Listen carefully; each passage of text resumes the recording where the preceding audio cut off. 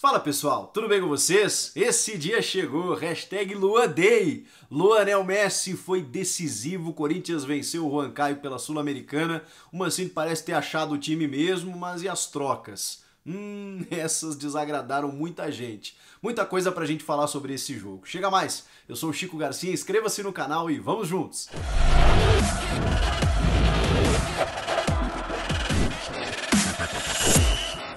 Já eu vou falar sobre tudo o que aconteceu nesse jogo, mas antes eu queria dizer que esse vídeo é um oferecimento de OneFootball, o aplicativo que eu uso para me manter informado sobre tudo que está rolando. Lá você vai encontrar notícias, estatísticas, resultados, tudo sobre o seu time do coração. Basta ativar as notificações e você recebe tudo em tempo real na palma da sua mão.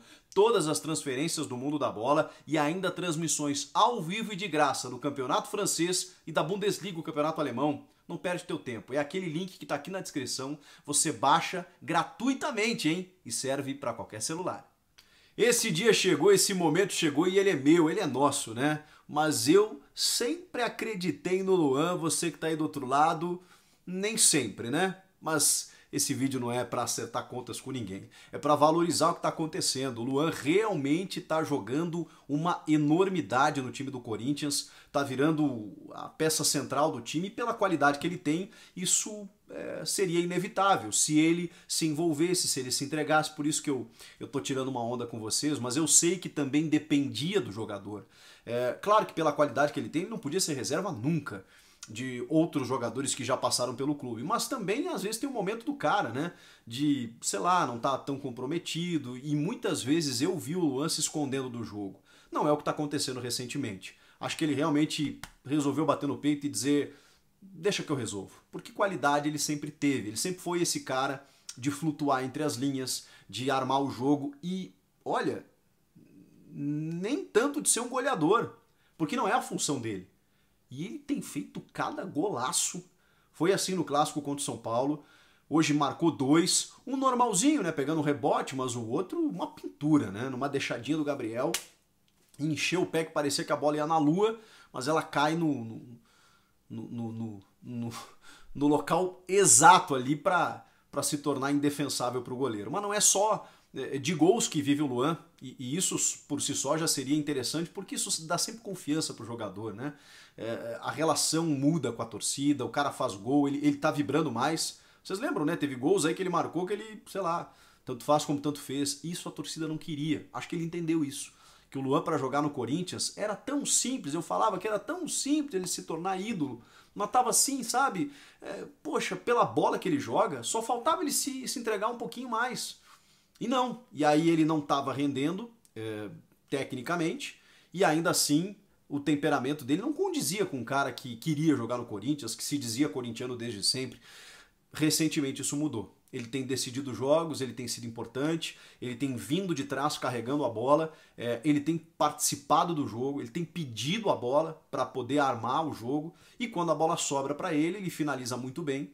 Né, a chapada que ele dá na bola ou no peito do pé, ele mata o goleiro. Ele já tem criado muito, contra o São Paulo mesmo, ele no clássico ele perdeu gols, assim, né, mas ele tava perdendo gols, ele tava criando. Contra o Peñarol também isso aconteceu, a bola chegava no pé dele, sabe, tava rolando.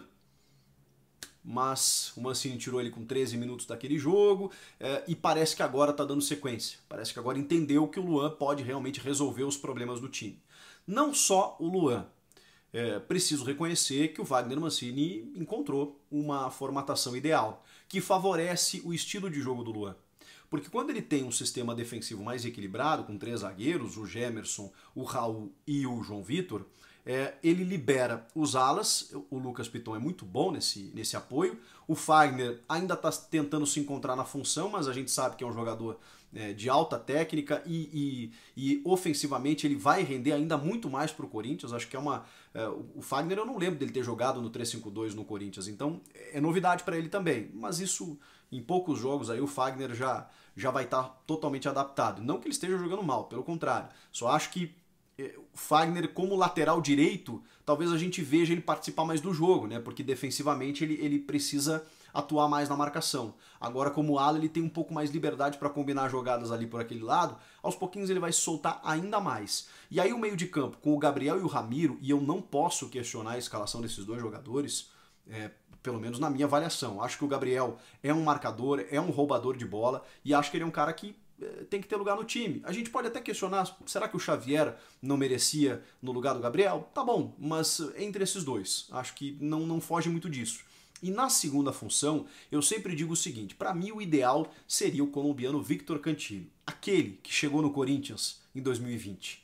Aquele, para mim, seria o jogador ideal, só que ele não vem sendo mais aquele jogador. Não sei se por conta da Covid-19, depois ele não conseguiu mais se recuperar, não sei se lhe falta confiança, não sei o que está acontecendo. O Cantillo, que não só naqueles primeiros momentos, né, mas em alguns lampejos ele tem aquelas inversões de bola, tem aquelas enfiadas milimétricas, tá faltando mais do Cantillo no jogo quando ele entra. Ele seria o segundo homem ideal, por isso que o Ramiro tem essa vaga, por isso que o Camacho muitas vezes é escalado. E dentre as opções, então, para mim hoje seria o Ramiro mesmo, que se entende muito bem com o Luan e que faz essa composição de meio ocupando o espaço de uma forma muito combativa, permitindo com que o Luan tenha liberdade para criar o jogo. E aí lá na frente a gente pode questionar umas coisinhas sim. Por exemplo, o Otero, eu não consigo entender a insistência do Mancini com ele. Acho que ele é super esforçado, eu vejo ele correr o campo inteiro, assim, mas ele entrega muito pouco. O Otero entrega muito pouco. Com todo mundo à disposição, eu acho que o Matheus Vital, que está voltando aos pouquinhos aí da lesão, fez uma artroscopia e tudo mais, o Mancini está colocando ele no segundo tempo, ele vai ser o titular dessa função. Porque ele tem essa capacidade de ser um meia e ao mesmo tempo um atacante. De ser um meia atacante, por isso a nomenclatura. De combinar muito com o Luan caindo pelo lado esquerdo vai fazer com que o Vital cresça ainda mais e o Luan também, eles vão poder brincar muito ali com a qualidade que eles têm. O Luan é um jogador mais cadenciado, técnico também, mas o Vital é um cara mais do 1 contra 1, ele é mais driblador. Então o Vital consegue fazer esse jogo aberto. Muita gente me perguntou se o Luan não poderia fazer um falso 9 ou um segundo atacante e o Vital fazer a armação. Eu prefiro o inverso, eu prefiro o Luan armando, vindo de trás, correndo com o rosto de frente para o gol adversário, tendo opções para armar. E o Vital, por essa qualidade que ele tem, de centralizar, cair da ponta para o meio e de muitas vezes no 1 contra 1 conseguir o drible sobre o marcador, fazer chute a média distância, o Vital consegue fazer isso, junto com um centroavante ou um atacante de ofício ali. Hoje é o Cauê, que fez contra o Juan Caio o melhor jogo dele no Corinthians. Ele vem se soltando muito mais aos poucos, acho que ele ainda não está pronto, mas ele vem evoluindo. Hoje ele veio buscar jogo, muito, participou muito do jogo, sabe, se posicionando, ele tá se soltando mais. E fez um gol, né, no cruzamento do Piton. Então, eu acho que aos pouquinhos o Cauê tá buscando o seu espaço. Não sei se hoje ele seria o meu titular. Acho que é legal dar sequência para ele e tudo mais, mas eu não entendo. Não sei se tem alguma coisa a ver de um resquício da lesão, porque o Mancini não coloca o Mosquito. O Mantuan daqui a pouco vai voltar e é um jogador que pode ocupar essa função, mas hoje para mim seria o Gustavo Mosquito, que dos atacantes do Corinthians é o mais efetivo. É o cara que está sempre metendo gol, sempre fazendo uma jogada, sempre que ele entra bem, sempre que ele começa bem. Era o melhor jogador do time até machucar. O Mosquito para mim tem que jogar. E eu colocaria o Mosquito, mesmo não sendo a dele ser centroavante, eu acho que ele poderia fazer a função. Até porque eu vou priorizar qualidade e não meramente uma característica, um posicionamento. Ele não é centroavante, então ele não pode jogar ali. Não, ele dos atacantes é o melhor. Tudo bem que ele vai muito bem na ponta. Mas eu, sei lá, não abriria mão da qualidade do Mosquito. Até porque as opções são escassas, né? Você tem o Cauê ou o Jô para centroavance. E o Jô, com todo respeito, né, entrou até no segundo tempo. Aliás, o Mancini deu uma recuada assim, né, no segundo tempo, recuada não no sentido do jogo, né, no sentido de ideias, né, porque aí ele botou o Gil, botou o Jô, botou o Fábio Santos, né, voltou àquela formação ideal dele, que já não deu muito certo, são jogadores veteranos que já não estão mais correspondendo. O Jô, cara, eu tenho o maior respeito pela história do Jô no Corinthians, mas eu não quero aposentar ninguém, obviamente, né? Eu até na live que a gente fez, eu comparei com o Diego Souza, que é um cara que se você olhar, ele não tá fininho, ele não tá magrinho, ele não tá sabe? Ele tá corpulento, ele já tem 37 anos, mas ele tá, sei lá, se adaptando ao novo jeito de jogar. Ele tá com uma impulsão espetacular, e isso é treinamento. Ele tá se posicionando muito bem, então ele tá fazendo muitos gols numa função que não era dele de origem, né? Ele começou como volante, foi evoluindo, né? Virou meia atacante, até se tornar um centroavante e tá fazendo gol pra caramba. E o Jô, eu acho que tá faltando ele se readaptar, ele não é mais o mesmo jogador.